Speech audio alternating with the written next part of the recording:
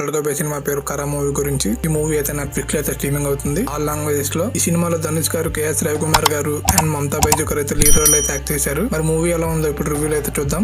Movie ఎలా ఉందంటే first of all Dhanush గురించి చెప్పాలి. ఈ సినిమా మొత్తం చాలా సీరియస్ గా అయితే ఉంటాడు. అతని యాక్టింగ్, ఎమోషన్స్, బాడీ లాంగ్వేజ్ అన్ని నేచురల్ గా ఉంటాయి. కొన్ని సీన్స్ లో అయితే ఐస్ తోనే ఎమోషన్స్ క్యారీ చేశాడు.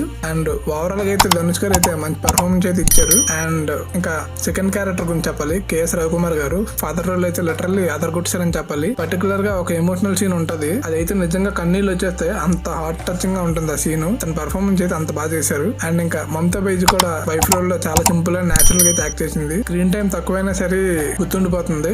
అండ్ మీకు ఈ మూవీ ఫుల్ రివ్యూ కావాలంటే కింద డిస్క్రిప్షన్ లో లింక్ ఉంటుంది, అక్కడ క్లిక్ చేయండి. ఈ రివ్యూ మీకు నచ్చే video like, share, comment and subscribe to cinema poster. Thank you for watching. మళ్ళీ ఇంకొక ఇంట్రెస్టింగ్ రివ్యూ కోసం మళ్ళీ కలుద్దాం.